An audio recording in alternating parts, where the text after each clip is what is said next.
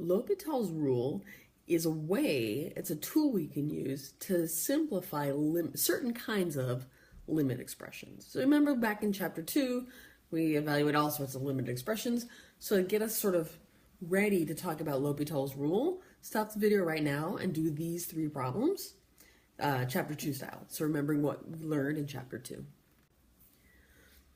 So for the first problem, we don't really actually have any difficulty because the limit of that expression as x approaches 7 is equal to the value of that expression when x equals 7. So we replace the x with 7. Nothing bad happens. We have no 0 in the denominator, and we get our value. The second one, you probably remembered that replacing x with -2 does lead to a problem. It leads to a 0 in the denominator, which is a serious issue, but we can factor and cancel. And the resulting expression does not produce a 0 in the denominator when I substitute x for, -2 for x. And then the third example, our problem comes from this idea of, can you really plug in infinity? What we end up with, if you try it, is infinity divided by infinity. So what does that mean? So you probably remember thinking about the term that dominates for the numerator and the term that dominates for the denominator, simplifying and finding out that the -4 and the +2 don't have any effect on that fraction as x gets very big.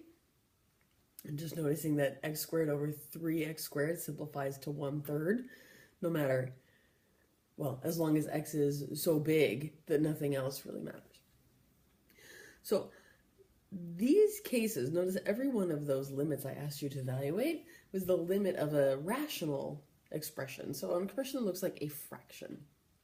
Specifically, L'Hopital's rule can help us evaluate limits when substituting in that x value that you wanted to approach leads to a result of either 0 over 0 or infinity over infinity. Now, it turns out it's useful in lots of other cases too, but these are the 2 that are going to come up in the AB Calculus curriculum. So here's what L'Hopital's rule says. This is its most basic form, its least powerful form. We're talking about some really more powerful things that it does a little bit later. But if you try evaluating a limit by taking that x value you were supposed to approach and substituting it in, and the result of that substitution is 0 divided by 0, then L'Hopital's rule says that as long as the derivative of the numerator function with that same x value plugged in, and the denominator, the derivative of the denominator with that x value plugged in, as long as they exist, then you can use the derivative of the top divided by the derivative of the bottom, plug the x value into that expression, and that's equal to the expression you started with. So what does that mean? I used a lot of words. I probably didn't need so many words. So let's try that middle example. We're going to use L'Hopital's rule. Now, L'Hopital's rule, you can't mess around if you can't use it. It's not going to help you, and it's going to get you into big trouble if you try to use it when it doesn't apply. So first I'm going to double check that L'Hopital's rule will apply. That means that if I try substituting in -2 in place of x, I have to get 0 over 0. Otherwise, this isn't going to help me. So I'm going to try that. That's going to be -2 squared is 4 minus 4. So if I was just going to come up here and write myself a note, if I plug in -2, I'm going to get 0 in the top. And -2 plus 2 makes 0 in the denominator. Okay, so I have that problem. It's good that that's my problem because now I can try to use L'Hopital's rule. L'Hopital's rule said that this limit is going to be exactly equal to the derivative of the top with -2 plugged in. So what's the derivative of the top? The derivative of the top is 2x. And if I plug in -2 for x, my new numerator is going to be -4. 2 times -2 makes -4. The derivative of the denominator is 1. Doesn't matter what I plug in because the derivative of the denominator is 1 evaluated at any point. So that's my result. It turns out that that limit is exactly equal to -4, which is what you should have found out if you had factored and canceled back when you did this example at the beginning. So you might imagine a scenario where you tried to use L'Hopital's rule because you had a 0 over 0 scenario, and once you took the derivative of the numerator and denominator, you ended up with 0 over 0 again. You'd be frustrated, but it turns out L'Hopital's rule, in what we call its stronger form, actually takes care of that situation. It turns out that you can apply it even more generally. If you were trying to take the limit as x approached to a of f over g, and you got either a 0 over 0, or it turns out infinity over infinity, we're going to see in a minute, and you can write a new limit expression. The limit that you wanted to find is equal to the limit as x approaches a of f prime of x divided by g prime of x. So let's try this example. I'm going to just come up here. You have to confirm before you try L'Hopital's rule that you're really going to get either 0 over 0 or infinity over infinity. So I'm going to try this limit expression. 1 minus cosine x all divided by x squared.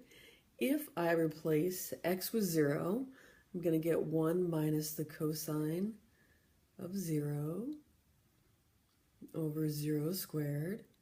Well, cosine of 0 is 1, so it's going to be 1 minus 1 divided by 0, which is in fact 0 divided by 0. 0. So I can apply L'Hopital's rule. And watch me apply that more powerful form. This expression is going to be exactly equal to the limit as x approaches 0 of, I'm going to take the derivative of the numerator and the derivative of the denominator. The derivative of 1 is 0. The derivative of cosine x is negative sine x. So the derivative of negative cosine of x is sine of x. The derivative of x squared is 2x. And I'll try it again. I have a new limit expression. I may as well try replacing all the x's with zeros. I'm going to get sine of 0 is 0 divided by 2 times 0 is again 0. So I still have a divide by 0 problem, 0 divided by 0 problem. I can use L'Hopital's rule again. This is going to equal the limit as x approaches is 0.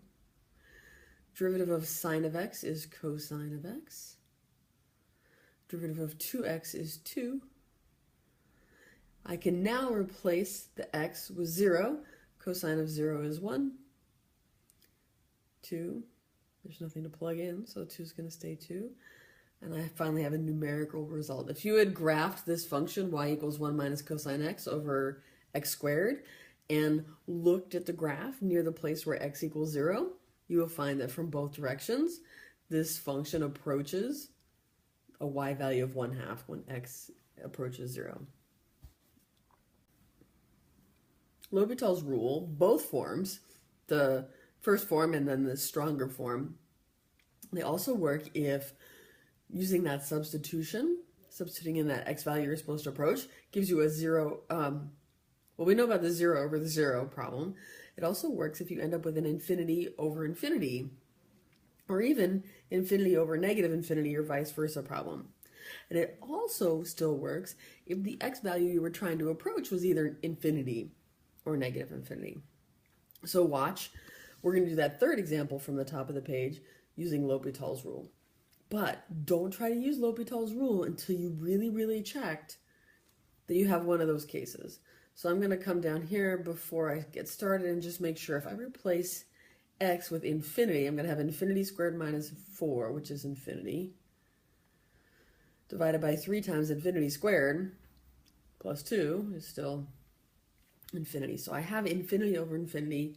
I'm going to use this stronger form of L'Hopital's rule. That's going to be equal to the limit as x approaches infinity of, I'm going to take the derivative of the numerator and the derivative of the denominator.